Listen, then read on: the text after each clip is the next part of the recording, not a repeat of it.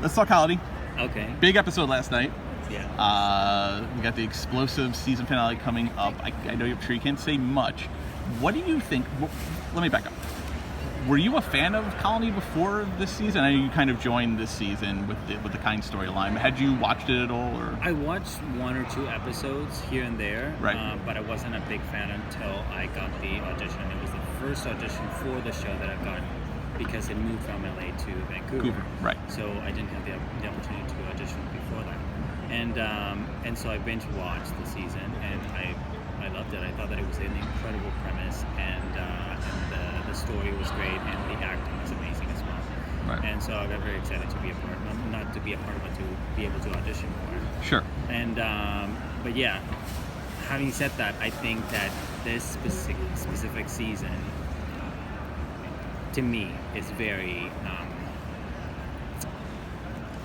well done.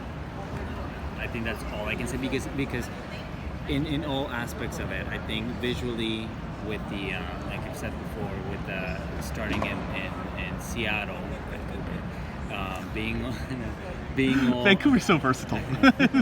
This is our Seattle now. Let's spray some water on it in Seattle, and in the woods and the nature and everything, and then to get into the finale or the final episodes where you come into the city that is running like Yeah, well. Yeah. We hadn't seen a well-run civilization in a while. Yeah, in exactly. Colony, So that whole yin and yang from the beginning to the end, and then next season the episode, it's really good. So as a whole, I was so excited and proud to be a part of a show like that. Right. So I became a fan while working on it as well. Yeah, I mean, objectively, I watched the show since it started. I think this is really its best season. I think creatively, writing-wise, story-wise, and just kind of having everyone in the same room. I think the show does best when you get your Snyder and your Broussard and your Will all kind of mixing it up together. I think they played well off of each other. Right. I think you had a lot of that this year. I think Right. I think that, your office, with you and Kynes, and I think that's also brought like a new element to it. Right. Because it's not a Wayne Brady necessarily that you're expecting to see. Yeah. Like this kind of mastermind. Yeah. I'm waiting to find out that Glenn is the mastermind behind it all. I was on Tall Colony a couple weeks ago, and I was like, I think he's the linchpin. I think he's just like Kynes is like the puppet. Right. But you could tell me now that's what comes out next week. Okay. So, yes. No, he says nothing. He says, are we going to see Glenn in the finale? Yes, you're gonna see Glenn in the finale. Okay. And, very little, but it does. The finale is gonna have, I think, everything that you would want from a finale, and going back to what you said about the characters interacting with each other, and that's how the actors interacting with each other. That's how the show is best. I completely agree, because everybody has so much chemistry in this show. Right. And being such a emotionally heavy season with the death of Charlie too, and how they cope with everything. Sure. I think that it was important for them to get together and talk about it, or let it all out. Among other things that happen. But yeah. Yeah, I agree with you. As an actor, I mean, and you've been around and you've done things, and you're on The Magicians, and that's a large cast and very talented. But in this show, you're dealing with your Wayne Brady's, your Josh Holloway, Peter Jacobson. You had the scene a couple weeks ago with Peter Jacobson. Like, what has that been as an actor, kind of dealing with those, not even just heavy hitters, but just veterans? I mean, I as someone who has only acted very little, like, I can't imagine what that's been like. Is that difficult, just like an intimidation factor at all? Or, like, what is that like, just kind of? One thing that I try not to do is that I don't think about it too much, I think, because if I thought about it, I think that Wayne Brady factor would have been a bit much, because Sure. I'm a huge fan. Right. He's incredibly talented. Right. He's been, working for such an incredible career, not only in music or in improv, and he's been an incredible dramatic actor as well. Right. for a long time. So I try not to think about it, and also when you get to set, I think in shows like this, shows like The Magicians, that you get to work with these amazing people. They're completely, welcoming, and Peter Jacobson, for example, like that he's worked on the show for so long. Very welcoming, very open, very friendly, funny, incredibly funny. Right. And that helps not to, be nervous or to have any doubt, because I think that or at least for me, when I start to get nervous, I start to doubt myself, and that's the worst kind of thing that you want. Sure. Being an actor. Are you a sci-fi fantasy fan, or is it just these two shows that you've kind of now spent your time with the last couple of years have just been the jobs that you got and you made the best of them, or were they like, man, I kind of like that, like thematically I'm into that, like you're at San Diego Comic-Con right now, this is Nirvana, I know, is that something like jazzes you, or it's just like, it's a job? I gotta be honest, I can do Hamlet. It wasn't until because I did have an idea of what sci-fi shows were, but I think that it all started with The Magicians, dealing with characters that are funny and fun, but also real, and dealing with heavy material and heavy subjects. That kind of grounds it for me, and in a way, it opened up my mind, up to sci-fi, and being like, okay, this is the kind of sci-fi shows that should be produced or should be out there, and so yeah, I'm kind of like a sci-fi fan now. Right. I wouldn't consider myself super a fan, because I've seen the hardcore fans, right. But I enjoy it. Dress up as like someone from The Magicians. People who dress up in cosplay are hardcore fans. Exactly, and that's an amazing expression of yourself and your art and everything. Right. But yeah, I think I am a sci-fi fan, and also all of the stuff that I did in Vancouver and all the stuff that shoots in Vancouver is mostly, or a lot of the big chunk is sci-fi. Yeah, sure. Yeah, sci-fi or superhero or fantasy. Yeah, Yeah. You're pretty much going to be on an Arrowverse show or something kind of related in Vancouver. And then I also thought, while working on these shows, I thought, why am I limiting myself to just or judging all this genre, when it's incredibly fun to not have any boundaries as an actor. That's pretty much what you want to ask for. Right. And then to let your imagination go and just go for it. Yeah. Kinds. Glenn is ride or die, loyal. Yeah. Is he a good guy or is he a bad guy? I don't Glenn? know. Yeah, no, well, Glenn is. I think Kynes. Glenn, by Kinds. Glenn obviously buys his shtick, but you as an actor who has seen it, or as a person kind of you not as Glenn, you as Sergio, is he a good guy or a bad guy? I don't know. Okay. What do you think? Is Glenn a good guy? No, is Kinds. Is Kinds a good guy or a bad guy?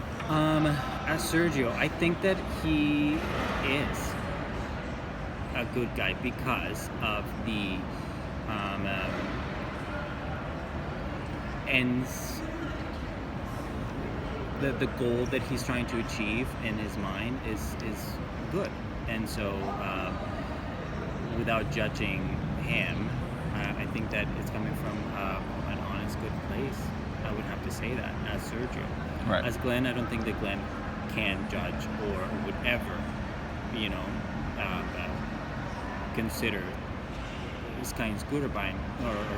Kynes is his Kynes, and I'm going to follow him. Right, he's a true believer. Exactly. Which is what you want your people. I'm going to ask this, and you're going to say you don't know. Season 4 of Colony? Question mark? ... You must be a mind reader, because I don't know. I haven't. I figured as much, but I would have kicked myself and been like, I didn't ask him about season 4. I mean, there's a lot of fans out there that are want. Oh, yeah, the is drums. to get rid of. Yeah. Well, the ratings were up this year. The story, I think everyone was really impressed with what the show did this season. Agreed. Yeah. So, but that's above everyone's pay grade. Let's talk magicians. So, I feel like, so Rafe appears really in season 2 when we really get to know all the Fallorians. And the whole when the show really kind of opens, it spreads its wings, and you have the talking animals, and all that really enters the show.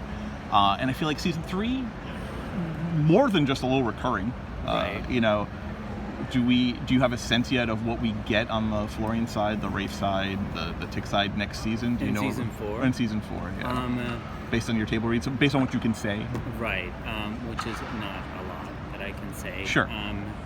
But I feel like I've been, speaking of season 2 and season 3, I feel like I've been incredibly lucky to be able to work a little bit more and expand this character a little bit more, because I find him extremely fun to do and play. And I hope that season 4 brings a little bit more of that as well. What did you think of the storyline? And I think you hinted at before, Magicians takes on really big, pressing social issues and puts it in a fantasy way, so it's more palatable for some people who are maybe less inclined to have an open mind, deal with and think about, and people who don't want to rock the boat, they can present it in this way. You're dealing with interracial species, relationships. You're dealing with bigotry. You're dealing with depression, a lot of depression, acceptance and loneliness. Is that important as an actor who has to put your name on something? Does that enter your thought process? Like, I'm proud of what we're doing here. Like, is that important to you, or not so much? Because I know as a fan myself, and I know the fans appreciate the show for all the layers it brings. Right. I'm always curious though what the actors bringing that to life. Yeah. Like you and Abigail, that resonates with people. Like I know it's silly and it's cute, but it also, the concept, the metaphor I think stands for, I think resonates with people. Exactly. The humble drum, and, people for what it stands for. I think means something. Is that something that enters your mind when you're doing it? Like, this is going to be a conversation? 100%. And not only these heavy subjects that are presented in a very interesting way and real way, but to have good role models or diversity or female characters that are so strong and powerful in this particular show, and to speak about the episode where Margot is named High King because of what Humble Drum said. Sure. She said to Humble Drum. And I completely agree with you that those kind of topics or subjects are, I guess, not easy to speak of, but it's a metaphor for not judging anybody for who they want to love, or this is the way that I took it, right? And the way that I think it was presented, and because it's not just about getting together with animals, with humans. It was about the actual love that Rafe and Abigail have, right? And the Magicians has such a unique voice to be able to say and deal with these subjects that I don't think that any other show has right now on television. I agree. Yeah, and then I'm glad that you agree. And then that's what matters. Yeah, like I could read, so this interview's over. And that I think that to me, as I'm a part of it and shooting it and reading it, and it makes me incredibly proud to be a very small part of this big thing. So you're active on social media, on both shows, and a lot of the Magicians are active on social media. Being in Vancouver, other than the social media, do you guys have an idea of week to week of how the show is being taken, or kind of the fan reaction? This is more probably like a Sarah question, but I'm always curious about shows and if they are pivoting towards fan reaction or very much aware of when they're making their shows or doing their edits. kind of thing. Do you at least as an actor and how you approach a role, listen to that kind of feedback and reviews, or are you just kind of silent to it because, crazy guy at 234 on Right. Twitter, said that he didn't like how you wore your hair. You know what I Right. mean? Like, Yeah. oh shit, should I change my hair? Right. So And I did. I hope you noticed. No, I think that in Vancouver, it's longer, but the part is still there. in Vancouver, yeah, it's particularly isolating, I think. Right. But this is the way, like you mentioned, the social media, it helps bring everything together and everybody together. And the immediate reaction that you get from the fans or from the people watching the show and interacting with them is priceless, I find. And I think that for me, if a comment or if something is said that is coming from either a hateful place or I think it's pretty much a hateful place, then I don't really like. I guess I would read them, but I don't really pay attention to them because the real fans or the people that are watching the show and they're appreciating it, they're gonna come from a loving place, even if it's a constructive criticism, but it's gonna be loving and it's gonna be worth reading and taking into consideration. But in this day and age, I think that I like being a part of social media because of that, because of the interaction that you get with fans. Right. No, I could see that. I mean, as a fan, but also as a critic and a reviewer, I like that access too. I like the shows where the cast is that way because I think it makes the experience more for you. Right. As a viewer, I think it increases your experience when you can kind of put a tone to this Right. person's really kind of funny, or at least in social media, or who's ever running their social media account. It's pretty funny. It makes me enjoy their character more. I think Right. it kind of enhances the experience. So Yeah. So, on Magicians, Yeah. when you first read the script, how do you feel about the backgrounds of the character? Like, how did you, like, when you first read the script, Yeah. how did you feel about them? Like, About them all, or about my character in particular? about your character in particular? I feel my character was very matter of fact kind of described. He's the translator for Abigail, and that was pretty much it. And it was just one scene that I had for the initial audition and the only audition that I had, and the things that I had to say were pretty crazy that she was telling me to do. Sure. She was telling me to kill someone or telling them to kill someone in a very particular way. she's very practical. She's a practical sloth. Very. She's very practical sloth. Very much so, and I think very passionate, and yeah, she has a. Says the man who loves her.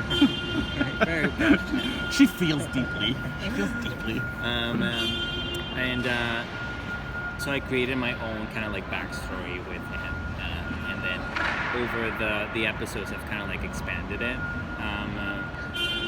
Every episode kind of gives you a little bit more, and then we were doing like this panel, I think, on another convention, Riz, Hannah, Jade, and I, and somebody asked a question, and that kind of made me that I've never asked myself about him, and I was like, oh, okay, I can bring that into his backstory and his character. So it's always growing, I feel. But the skeleton, I think I created in the first audition. Yeah, like, you can write a script, but having like actors, like, having a script will bring something to life, but having actors perform that script makes it real. Like, Yeah. It takes so, it, yeah. It makes it, and it might change it too. Like, Yeah. you might think that, oh, it sounds like this, but then when an actor does it, or an actress, you kind of like, oh my god, it's completely different, or Yeah. this is, yeah. Do Sarah and John encourage not only you but everyone else with that, especially since it's a large cast? Do they encourage that, or are they pretty more tight-lipped? Like, no, that's not who Rafe is. Don't do that. No, I think that it's incredibly well written. That the characters are. It's impossible. I found that as an actor, it's impossible not to follow the character that you've created or you've helped create. Right. So the voice or the words that they write are so well written that they just kind of like flow out of your mouth easily, and they blend together with everything that you prepare yourself. Right. So in that sense, yeah, they're very. Season 4. Last question on the midget. Well, last 2 questions. Season 4, where do you want to see Rafe go as a character? What are you interested, as someone who's interested in the show, see happen in season 4? If you had your wish list, what would you like to see? Well, as a fan of the show, I would love to see a little bit more of the love story between Abigail and Rafe, just because I find it endearing and in a way innocent.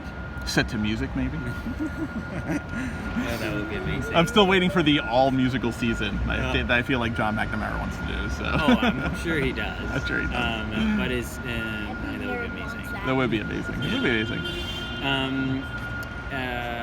I would like to see more of that. I would also like to see just more of where it was left off, I think, because it was such a cliffhanger in the filler, in every department, but in the filler department, sure. Having Fenn as an acting high king. Sure. You know, Rafe and Tick were giving Fenn. They were giving each other some long glances as that episode closed, and she was like, "I guess I'm king now." I'm glad you noticed that. Yeah. She's amazing. Yeah, I think that would be very fun to see. Yeah. Like I agree. Again, or else you would have left. So I'm just saying, whatever you say. So you have a short film, Empty, coming out in the fall? We're starting production. Oh, you're starting production in the fall. Yeah. What can you tell us about it? I know very little other than what I've kind of read a little bit on IMDb. Yeah. What can you tell us about that? It's completely is not sci-fi. It's actually This isn't you finishing. I'm It's very real, sadly, and it's very deals with a very heavy subject, which is human trafficking, and producing it and acting in it with my producing partner, Catherine Hill. And this is a subject that is very close to her heart and my heart as well. And we're working with specific lawyer in Canada that deals with these type of cases, and we want to make it very real. We want to make it, but at the same time, a unique approach to it. And it's been doing incredibly well. The script is done. It's been doing incredibly well, and it's festivals winning best dramatic short. I think we've won maybe I'm gonna say 4 or 5 competitions. Oh wow! So we wanna start producing it if time permits in the fall, and hopefully start doing the festival circuit next year. So you've already done the short film version of it? You've already shot the short film version of it? No, this would be the okay. Yeah. Did you and Catherine write together? Is this a writing credit for you also? Or? The way that it worked is, I think I get creative credit because but she wrote the entire thing. The way that it worked is that we wanted to do something, because we went to film school together, and we wanted to do something, work together in a project, and we went for coffee one day, and she's like, why don't we just work together? Okay. And so we decided, I'm gonna write a story, I said, and she said, I'm gonna write a story, and we said, okay. In 5 days, we come up with an outline, and we decide which one we want to explore. So we came back in 5 days. She had written the entire thing, and I'm like, mine is not important. This one's, it's honestly very good. Yeah. And as an actor, because I'm gonna be acting in it, it's I've never done something like this, so it's amazing. Is that just career-wise a thing you want to go to eventually? Do you want to do movies and be on the creative side, or even TV, I guess, on the creative side versus the acting side, or this was just a particular thing in particular because it was your producing partner and you liked the story and it made sense to do? I'd love to do more film. I think that the whole process, I find it very interesting, and to be able to explore a character in a little bit more length and with a little bit more time, that I like. And to produce and write and do all these things is scary, but it's challenging. And yeah, I hope I get to do more of that. Excellent. Yeah, I think that's all I have. I appreciate your time. I know it's late, and I heard you have like a stay away. Like, where you're staying not near here? Yeah, no, we're not staying close.